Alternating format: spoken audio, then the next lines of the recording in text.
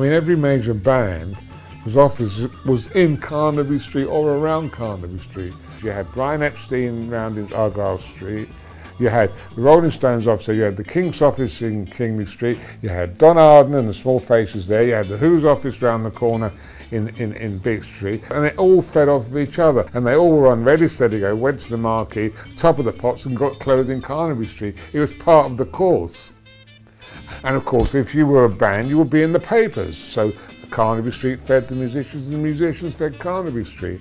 I think certainly the music came first, because even when the Beatles arrived on the scene, fashion was only just beginning to change. The kind of attitude that they instilled into all the other bands helped that along, because they had the brashness to foist their ideas onto the general public and their contemporaries in music. They didn't have reverence. They refused to be cowed by the media. It's the first time everything had been turned about face. The media was used to controlling artists who would say yes sir, no sir, and they'd answer very politely. The Beatles had this corporate humour and a corporate identity. You know, if you attacked one, you attacked them all. And there was this like great defence, and they would attack from behind this defence and control what was happening. They would use their jokes to turn everything against the media. The media didn't quite know how to react to that. They weren't as witty as the Beatles, so they no longer had the upper hand, and everyone learnt from them. Ringo, is Ringo your real name or is it a nickname? It's a nickname. What's your real name? Richard. Richard. How did the Ringo come about? Because I wear 4 rings. Wow. Fair enough, yes. That's clever. Let me ask you quickly, if you've got... I'm not called Ringo. No, I can see that. I hope the camera can. It's called Hando, not called Ringo. Okay. Take 2. Good. Go on. You've got fame and fortune. If ever all this disappeared overnight and you were left with one thing you'd like to hang on to, what would that be? The money. If you saw the Beatles, when I saw the Beatles in 1963, you knew that the world was going to be different forever. Forever. And I saw hundreds of bands, but I never saw one that ever went, oh, the world's going to be different forever. In the trend-setting street of world mod gear, the moves towards complete equality of the sexes. Guys and dolls now shop for their clothes with a togetherness new to the world of fashion. Aptly, the name of the Carnaby Street His and Her boutique, run by Irvine Sellers, is Mates, and the atmosphere is very mating. It was once said, clothes maketh a man. We always thought less clothes did something for the girls too, but these days it seems she doesn't even rate a raised eyebrow. Times certainly have changed. And we reckon even she's a bit taken aback. Ah, well, carry on as if nothing's happened. And there was a lot of money to be made because teenagers suddenly had all the money in the world. They were where it was economically. They spent much more than their parents. They had more money to spend.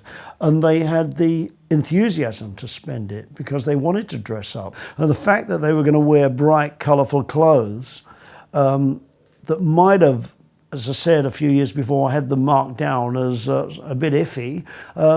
Buying these clothes now was a way of sticking 2 fingers up at the establishment. And once it got started, it just never stopped.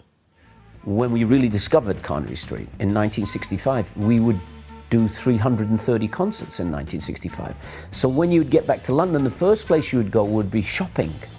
You know, after you saw your mum, you would go shopping and get more stuff to go out and have ripped off you, hopefully by girls who were of a decent age.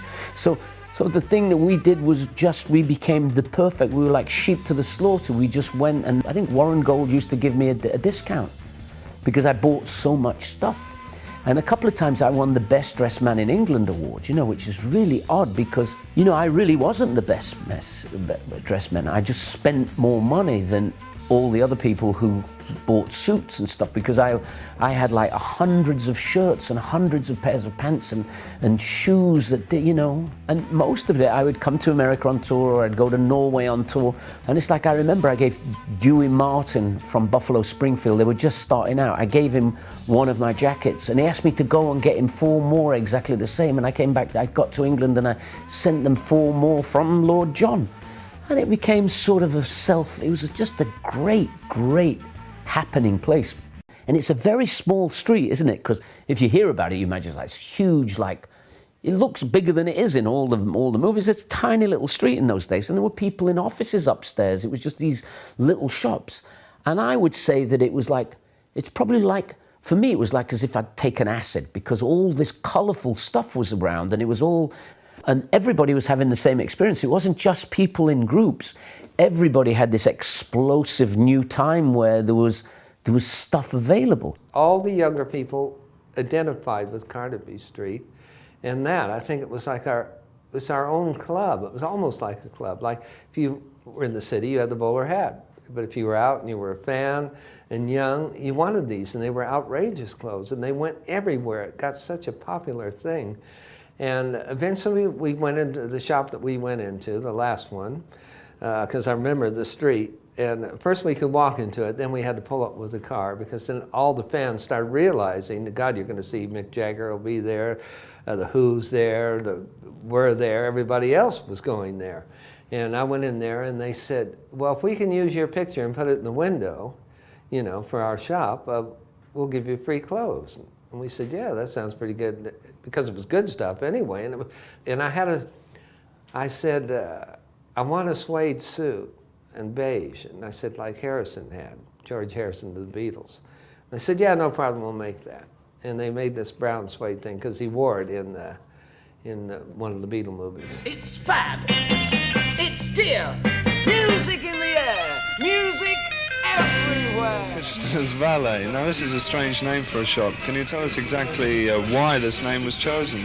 Yeah, well, you know, Lord Kitchener was a general in 1914-18 war or something. You know, he was the one who said your country needs you. But more or less, it just, you know, fits the style of the Tunic started its life in the Charge of the Light Brigade. It was worn by David Hemmings. Well, I used to wear this one in the shop. It was the best of the bunch. And every rock star wanted to buy it, and I wouldn't sell it to anybody. Well, Jimi Hendrix saw it when he came in the shop and drove me mad, wanted it and wanted to buy it. After about 2 weeks of bartering, it originally started off at £10 and it finished up, he gave me in the end, he said £250. Well, £250 in 1966 was like £5,000 today in cash.